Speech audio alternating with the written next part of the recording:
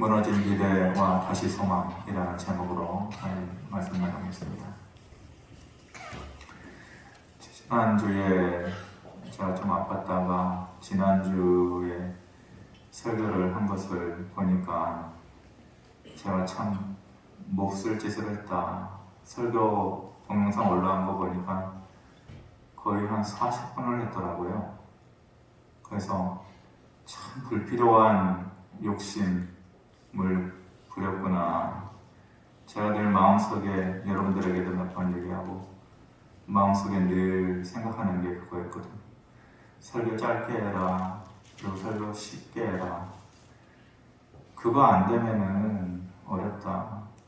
그런데 짧게도 못하고 쉽게도 못하고 도대체 이게 뭐냐.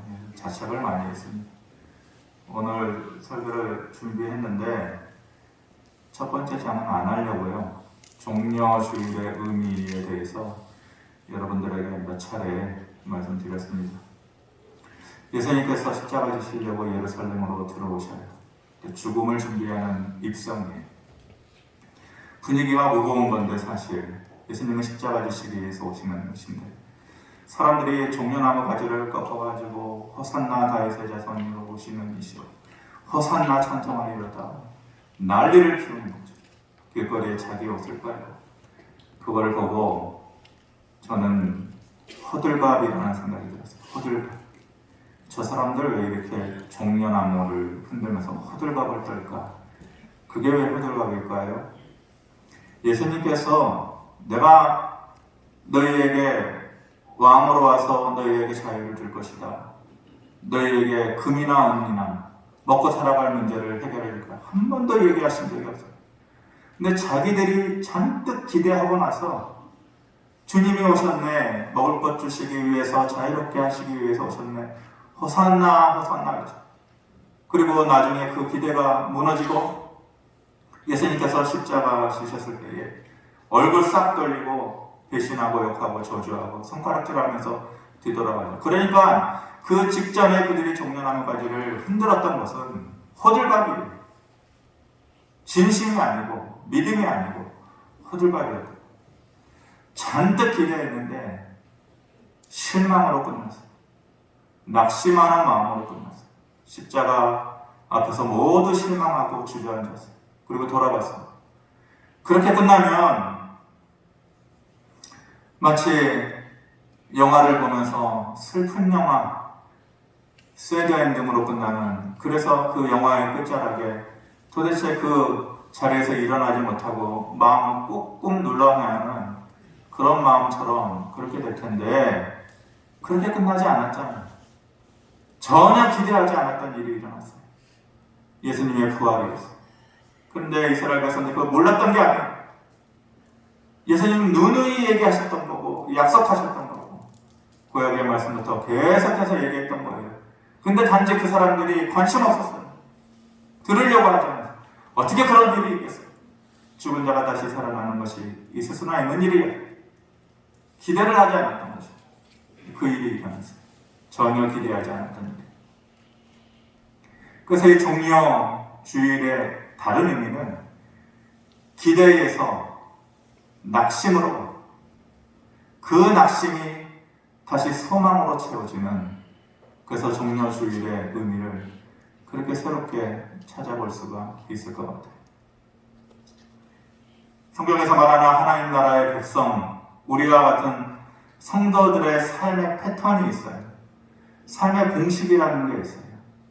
그것이 바로 종려주일이 가지는 의미하고 똑같아요. 뭐냐? 처음에는 기대를 해요. 잔뜩 기대를 하고 믿음 생활해요. 근데 기대가 다 채워지지 않아요. 그러니까 사람들이 실망해요. 그리고 낙심해요. 근데 거기서 끝나도록 하나님께서 하지 않고 다시금 새롭게 채워주시는 소망으로 가요. 이게 성경 전체의 하나님 나라의 백성들의 삶의 공식이에요. 특별히 사사기에 보면은 이 내용이 잘 나와져 있어요. 모세의 삶도 그랬고 요셉의 삶도 그렇고 엘리야의 삶도 그랬잖아요. 많은 성경 인물들의 삶이 이 패턴을 따라 살아요. 모세가 이집트의 왕자였어요. 내가 그 엄청난 나라의 왕권을 차지하리라. 젊었을 때 그 기대가 있었겠죠. 그런데 그 기대가 어느 순간에 속절없이 무너져. 자기의 힘을 믿고 자기의 열정을 믿고 하다가 사람을 죽이고 뜻하지 않는 인생의 변수를 맞이해서 광야의 삶으로 쫓겨나요. 사막의 모래바람 부는 곳으로 쫓겨나요. 그곳에서 그는 40년이라는 낙심과 절망, 좌절의 시간을 하나님께서 그것으로 끝나게 하지 않으셨어요. 하나님께서 다가오셨어. 다시금 모세에게 이스라엘 백성들의 삶을 맡기고 소망의 자리로, 가나안의 자리로 이끌어가는 지도자의 역할을 하게끔 하신 거죠. 기대에서 낙심으로, 낙심에서 소망으로 이끄는 삶의 패턴이 그대로 적용됩니다. 요셉도 마찬가지죠. 요셉의 삶도 기대를 시작했어요.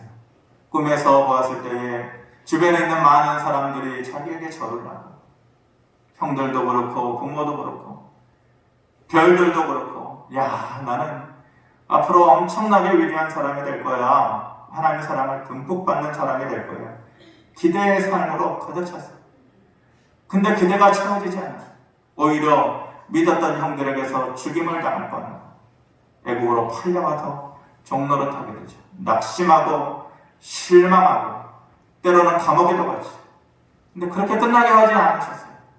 하나님께서 그와 늘 함께 하시사 꾼대로 되게 하셨어요. 그래서 애국의 총리가 되게 하셨어요. 마찬가지죠. 기대에서 낙심으로 그리고 다시 소망으로 이어지는 삶의 패턴, 공식을 그대로 따라가는 거예요. 엘리야도 마찬가지죠. 엘리야도 갈멜산에서 큰 영적 전쟁을 이겼어요. 잔뜩 기대했어요. 이 전쟁의 결과를 보고 아합도 변하고 이스라엘 백성들도 변하고 드디어 하나님의 마음을 조금이라도 이해하는 사람들이 많아지겠지. 잔뜩 기대했어요. 근데 기대대로 되지 않아요. 오히려 자기 자신의 초라한 삶의 모습을 깨닫게 되죠. 이세벨이 협박 한 번 하자마자 차라리 나를 죽여달라고 낙심하고 좌절하게 되잖아요. 그렇게 끝나지 않았어요. 하나님께서 찾아오셔서 먹여주시고 다독여주시고 끝까지 그의 사명을 완성할 수 있도록 도와주셔서 마찬가지로 엘리야도 기대의 삶에서 낙심으로 갔지만 소망의 삶으로 이어지는 삶의 패턴, 공식을 그대로 따르게 되는 거죠. 이것이 너희들의 삶이다. 성도들의 삶의 공식이다 라고 얘기해 주는 거예요.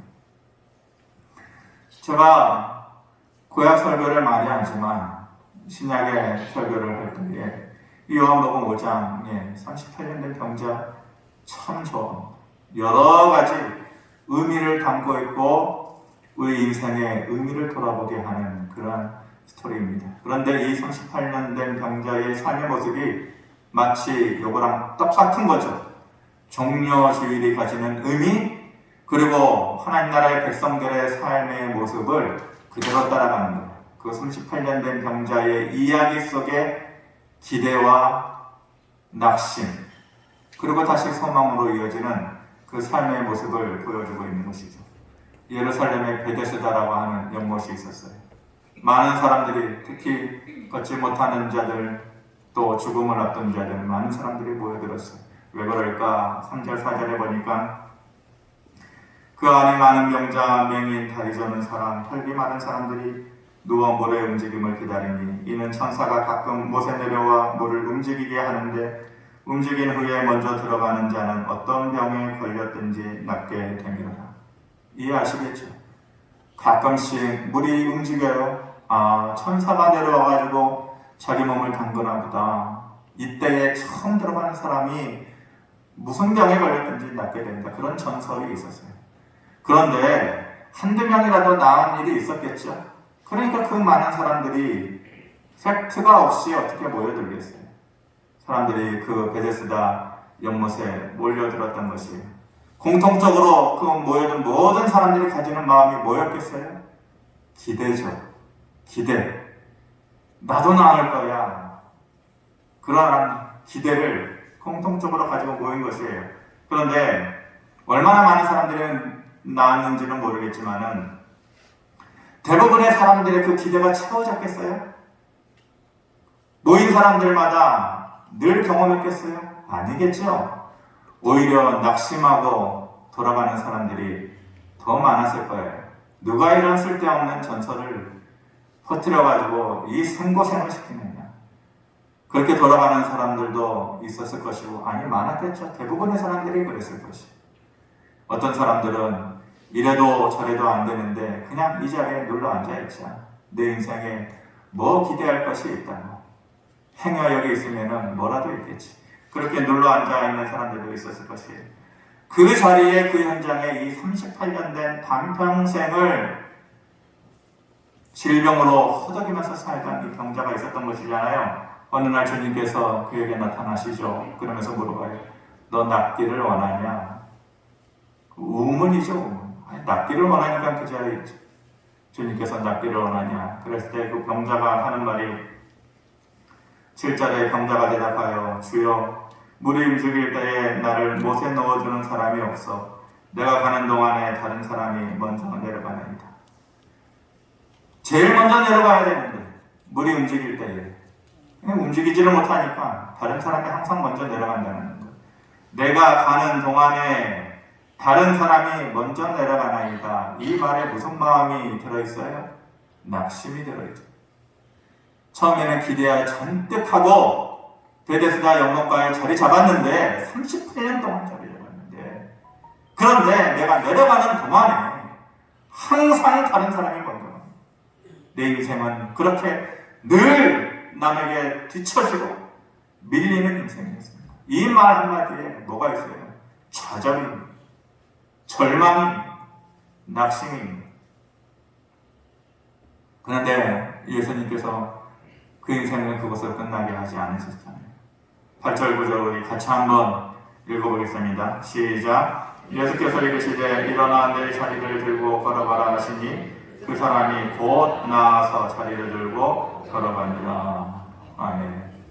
말 한마디에 곧 38년의 그 길고 지루한 눈물의 시간을 한순간에 주님께서 종식시키고 마침표를 찍고 곧 일어나 걸어가게 되었다. 기대했지만 그 인생 반평생 동안 아무 일도 일어나지 않는 그 삶의 모습에 실망하고 낙심한 그에게 어느새 주님께서 오셔서 그 삶을 다시 소망으로 채워주신 것이죠. 목사님, 그거는 그 사람에게만 일어나는 특별한 일이잖아요. 그 사람만 경험한 특별한 일이잖아요. 맞아요. 그 사람이 받은 특별한 복이죠. 은혜죠. 그런데 특별하지 않은 게 있어요. 그게 뭐냐? 그 사람 자체가 특별한 사람이 아니에요. 그가 특별한 사람이었나요? 아니에요. 우리가 똑같은 그런 사람이에요. 그리고 그 사람의 인생이 특별하지 않았어요. 기대로 왔지만은 기대는 채워지지 않아요. 낙심과 절망만 채워지는 그런 삶. 우리하고 똑같은 삶 아니에요? 뭐가 다르다라는 거예요, 우리랑. 그런 그에게 그의 삶에 달라진 모습이 주어지고 그 이후로 그 사람은 뭔가를 소망하는 인생으로 살아가는 그런 사람이 된 것이죠. 사사기 20장에 보면 베냐민 지파, 이스라엘의 12지파가 있잖아요. 베냐민 지파 사람들이 다른 온 이스라엘 백성들에게 천인공노할 몹쓸 짓을 하죠. 그래서 그 일을 당한 레위인이 그 몹쓸 짓을 당한 자기 아내를 토막내가지고 다른 지파, 나머지 11지파 사람들에게 다 보내 끔찍한 일을 저지르고 당하고 그런 모습을 서로 보면서 나머지 이스라엘 지파 사람들이 분노하고 어떻게든지 베냐민 지파 사람들 깨닫지 못하고 돌아서지 못하는 이 천인공노할 짓을 한 베냐민 지파 사람들을 응징해야 되겠다. 그래서 11지파 사람들이 다 모여듭니다. 그런데 불편한 게 있어요. 이스라엘 지파는 신앙 공동체, 운명 공동체잖아요. 그러니까 12형제란 말이에요. 한 형제가 잘못했다고 해서 그 형제를 내칠 수가 없어. 마음의 부담이 되는 거예요. 그래가지고 하나님 앞에 기도하죠. 형제 집화하고 싸우기 전에 하나님 앞에 먼저 물어봐요. 마치 형제들 간에 다툼이 있을 때에 아버지에게 손 내미는 것처럼 하나님 앞에 이 일을 어떻게 하면 좋겠습니까? 그랬더니 사사기 20장 18절에 뭐라고 얘기하시냐? 하나님께 여쭈어이르되 우리 중에 누가 먼저 올라가서 베냐민 자손과 싸우리까 하니 여호와께서 침묵하시되 이게 아니에요. 야, 형제끼리 그러면 되겠냐? 그냥 참아. 눈 감아줘. 이게 아니고 여호와께서 말씀하시되 유다가 먼저 갈지어다. 방법을 가르쳐줘요. 하나님께서 허락하시는가 보다. 이렇게 생각했겠죠. 사사기 20장 23절에 이렇게 이스라엘 자손이 울며 여호와께 여쭈어 이르되 내가 다시 나아가서 내 형제 베냐민 자손과 싸우리까 하니 여호와께서 말씀하시되 올라가서 치라. 방법을 몰라가지고 주저주저하고 있고 또 실패하고 있는 이스라엘 백성들에게 하나님 앞에 나가서 다시 물어보니까 하나님이 이제는 올라가서 치라. 그렇게 길을 제시해 주셔요. 그러니까 사사기 20장 18절하고 23절의 말씀을 보면 뭐가 있는 거예요? 하나님의 허락이 있는 거예요. 하나님의 약속이 있는 거예요. 그런데 그러면 돼야죠. 결과가 있어야 되잖아요. 영거푸 2번 다 그 전쟁에서 져요. 1차 전쟁에서 22,000명이 죽어나고 두 번째 들어갔을 때에 18,000명이 죽어나고 그러니까 쑥대밭이 된 거예요. 베냐민 지파 하나를 대적해서 싸우는데 나머지 11지파 사람들의 그 삶이라는 것이 완전히 땅바닥에 주저앉고 실망하고 낙심하는 그러한 경우가 된 것이죠. 이 상황이 왜 힘든 거예요? 이 상황이 왜 어려운 거예요? 하나님의 약속이 있어서 이길 줄 알고 기대했는데 엉뚱하게 된 거잖아요. 이길 줄 알았는데 안 된 거잖아요. 왜 억울해요, 이 상황이? 하나님께서 차라리 말씀이나 하지 말지. 말씀하시면서 유다 지파가 먼저 가라. 이번에는 올라가서 치라. 얘기라도 하지 말았어야지. 얘기해주고서 그렇게 안 해주신 것이잖아요. 그러니까 이 상황이 억울한 거죠. 힘든 거죠. 우리의 믿음 생활이 왜 힘들어요? 왜 어려운 거예요? 기도하라고 해놓고서 기도했어요. 기도할 힘도 없고 낙심한 가운데 기도해라 해가지고 했단 말이에요. 그리고 했더니 마음에 미세한 음성을 주시기도 하셨어요. 이제 뭐 될 것 같네. 이제는 내 인생의 문이 열리는가? 그래서 기다리는데 기다려도 안 되는 거예요. 오히려 더 안 좋아지기도 하고 때로는 더 나빠지기도 하는 것이에요. 그럴 때에 얼마나 힘들까? 다 경험하는 거 아니에요? 기도했는데 왜 안 돼요? 기도하면서 잔뜩 기대하고 있는데 오히려 실망과 좌절과 낙심만 돌아오는 때가 있어요. 그 당시 이스라엘 지파 11지파 사람들의 마음이 그랬겠죠. 그렇게 낙심하고 있는데 사사기 20장 28절에 보니까 하나님께서 뭐라고 하시냐, 이스라엘 자손들이 여쭈기를 우리가 다시 나아가 내 형제 베냐민 자손과 싸우리까 말리까 하니 여호와께서 이르시되 올라가라.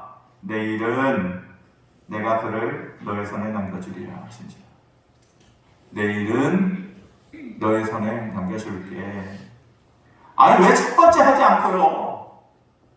약속하시고 말씀하셨으면 첫 번째 해주셨으면 되지. 왜 2번이나 눈물 콧물 다 빼시고 왜 그렇게 하냐고요? 그 이유는 몰라요. 하나님 마음속에 있는 것은 우리가 알 수가 없어요. 그런데 말씀하시기를 내일은 그를 너의 손에 넘겨줄게. 그리고 하나님께서 놀랍게 그 약속을 지키셔서 베냐민 지파를 응징할 수 있도록 해주시네요. 그들도 처음에는 기대했겠죠. 당연히 잘 될 거야, 이길 거야, 그렇게 생각했을 것입니다. 그런데 그 기대가 속절없이 무너져 버렸어요. 그리고 약속이 원망스러울 정도로 그렇게 실망했어요. 근데 그렇게 끝나지 않았어요. 실망과 낙심으로 끝나지 않았어요. 왜 처음에 안 해주셨는지 그 뜻은 모르겠지만은 하나님께서 끝내 그 약속을 지켜주셨어요. 내일은 내가 이루어줄게. 그 약속을 하나님께서 이루어주셨어요. 우리도 속절없이 우리의 기대가 무너지는 삶을 많이 살아갑니다. 수도 없이 경험하면서 낙심합니다. 그런데 특별하지 않았던 그 38년 된 병자에게 어느 날 일어났던 일이 우리에게도 일어날 것이라는 그러한 소망을 가지고 우리가 살아갈 수 있기를 바랍니다. 기도와 바라는 것이 그 응답이 늦어지는 이유는 몰라요. 하나님께서 아니 왜 첫 번째 이기게 해주시지, 아니면 두 번째라도 이기게 해주시지, 그 응답이 늦어지는 이유는 몰라요. 모르겠지만 내일은 이루리라 라는 그 소망을 저와 여러분들이 품고 살아가기를 바랍니다. 기도하면 강한 느낌이 들 때가 있어요. 여러분들 그렇지 않아요? 새벽에 강단에서 기도하다 보면 정말 강한 느낌이 들 때가 있어요. 성령께서 함께 해주신다라는 그런 느낌을 들 때가 있어요. 그러면 지금 기도하면 분명히 이루어지겠다라는 그런 마음이 들 때가 있어요. 그런데 기다려도 깜깜무소식 이루어지지 않아요. 마음을 다해서 하나님께서 지금 기도하라고 하시는 거야.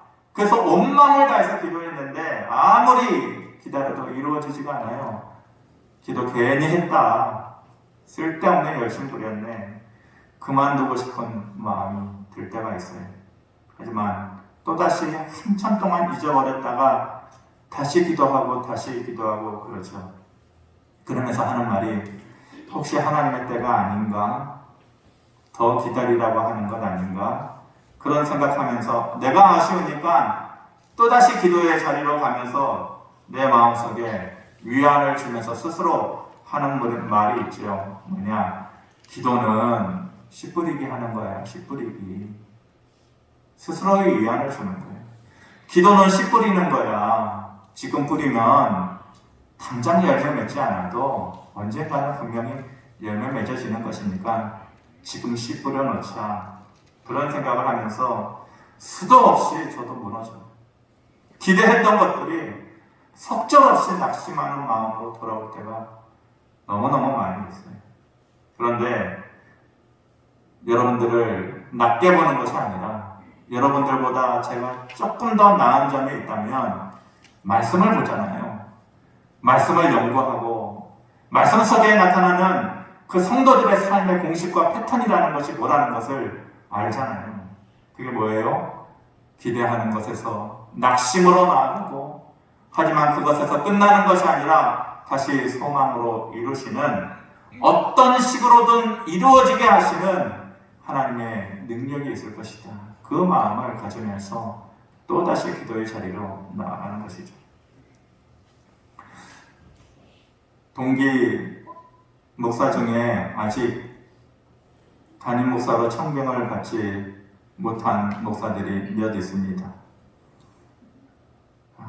나이 50이 넘었는데 일반적인 일을 하는 사람도 있고, 또 기독교 학교에서 아이들 교목으로 가르치는 동기도 있고, 전화가 왔어요. 전화가 와서 이제는 지금 하는 일을 그만둬야 되고 사역자리 청빙을 준비하는 사역자를 해야 되는데 쉽지가 않던 거죠. 세상에 쉽지 않은 게 참 많아요. 군대 갔다 와서 공무원 구급 준비하는 거 참 어려워요. 하늘의 별 따기라고 그러는 거죠. 상고 나와가지고 사법고시 패스하는 거 하늘의 별 따기. 또 하늘의 별 따기가 뭐냐? 담임 목사 청빙받아서 가는 거예요. 그것도 하늘의 별 따기. 여러분들은 잘 이해 안 하시겠지만 앞에 말한 두 경우랑 거의 비슷비슷해요. 그러면서 동기가 저한테 추천서 좀 써주고, 그래서 등기로 좀 보내주고, 목회 계획서랑 소개서랑 이런 패턴을 너 어떻게 했냐? 좀 보내줘라. 근데 오래전의 일이잖아요. 근데 내 것을 남에게 선뜻 보여주는 게 그렇게 쉽지는 않아요. 그런데 그래도 해달라고 하니까 제가 컴퓨터에 있는 옛날 폴더 메일 보냈던 것을 다 뒤져봤어요. 있더라고요. 그런데 그때 깨달았어요. 너무 많은 이력서를 내가 냈었구나. 내가 이렇게 많이. 근데 그 폴더만 보고 참 많이 냈네. 근데 그 뒤에 내 모습이 새록새록 떠올리더라고요. 그 수십 통의 이력서를 내고 나서 그것이 기대하고 기대했는데 무너지고 또 무너지고 속절없이 낙심하고 뒤돌아서 눈물 흘리고 기다리다가 또 지치고 그만큼의 이력서만큼 그만큼의 낙심하는 마음, 무너진 마음, 눈물이 있었어요. 사모도 모르죠. 그런 얘기 전혀 안 하니까 그만큼 냈는지도 모를 것이고 두 번의 경우는 완전히 다 되었다고 생각했는데 기대했는데 안 되는 거예요. 한 번의 경우는 왜 고향이 어디라는 걸 얘기 안 했냐 이거예요. 아니 내가 무슨 청빙받으러 가는 사람이 내 고향 전라도입니다 얘기할 일이 뭐가 있어요. 당신 고향 얘기 안 했으니까 속인 거 아니냐. 다 되는 줄 알았어요. 근데 막판에 그걸로 털어버리더라고요 한 명이. 참 마음이 너무 속상해요. 또 한 번은 다 되는 줄 알았어요. 그런데 당신 남의 설교 베껴서 한 거 아니냐. 누구 설교를 베꼈다고요? 저 분당에 있는 우리나라에서 제일 큰 교회 제일 유명한 목사님 설교 베껴서 한 것 아니냐. 제가 욱하는 마음이 있잖아요. 아니 그런 교회 목사님은 밑에 부목사님들이 다 설교 자료도 주고 그래서 그분이 혹시 내 설교를 베꼈을지 몰라도 왜 그렇게는 생각 안 하시느냐. 전화를 했어요. 목회 비서실에 전화해가지고 그분이 이런 부문으로 설교한 것 좀 뽑아주시라. 왜냐? 왜 그러냐? 제가 이런 일이 있어서 제가 이런 지금 오해를 받고 있다. 그랬더니 다행히 그 비서실장이 그걸 해주더라고요. 동일한 내용이 아니에요. 그래가지고 그분이 직접 전화해가지고 오해도 풀어주고 그 목사님이 그분이 참 훌륭한 분이라는 것을 그때 깨달았어요.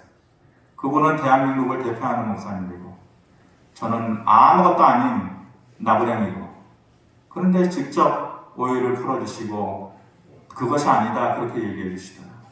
그렇게 두 번을 완전히 다 됐다라고 생각하는데 두 번을 한 사람의 힘으로 틀어버리더라고요. 그럴 때 그 기대했던 마음이 무너질 때에 너무너무 실망스럽고 좌절이 되더라고요. 기대가 낙심으로 이어져요.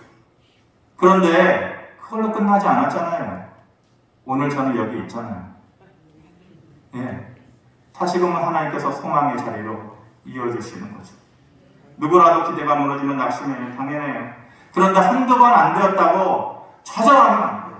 무수한 기대가 땅에 떨어지고 무수한 실망과 낙심이 낙엽처럼 쌓이고 쌓여야만 그 다음에 소망이 이루어집니다.